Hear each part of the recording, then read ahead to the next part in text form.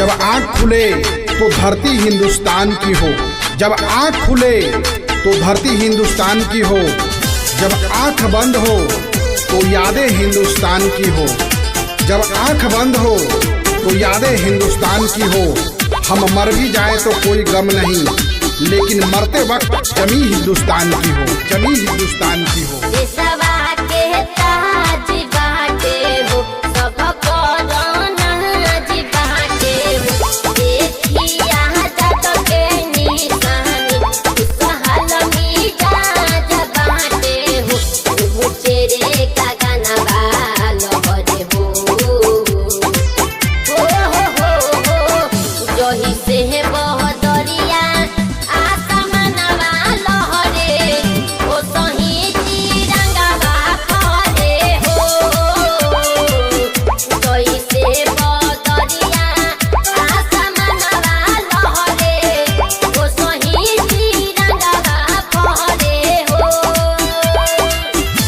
ना तन से प्यार है ना धन से प्यार है, हमें तो बस अपने वतन से प्यार है, वतन से प्यार है, वतन से प्यार है, वतन से प्यार है।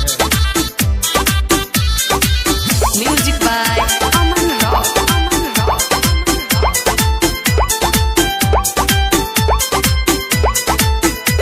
Music by Kunal Chhaila.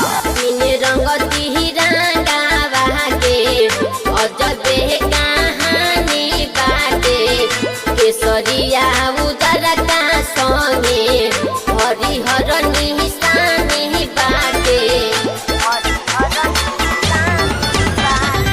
केसरिया सहस बोली दानी तो उजला संती सा चाही हो। धरती हरियाली संपन्नता के रंगवा हरिहर हो।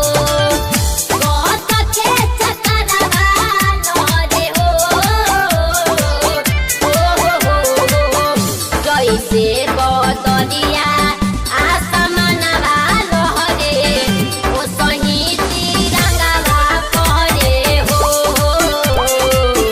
जैसे बदरिया आसमानवा लहरे, ओ सही तिरंगवा फहरे हो।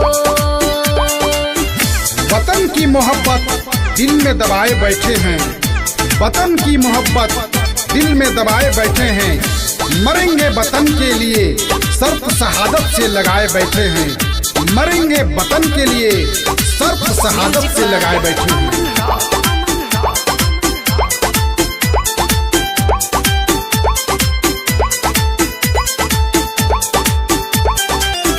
हिंदू मुस्लिम सिख चाहे ईसाई हवे, धर्म बहाया लगा बाकी आपस में भाई हवे, आपस में भाई हवे। एही तिरंगा वाला कितना लोग सूली पर चढ़ गइले हो। रुके ना कबो गोर विकास आज कसम खइले हो।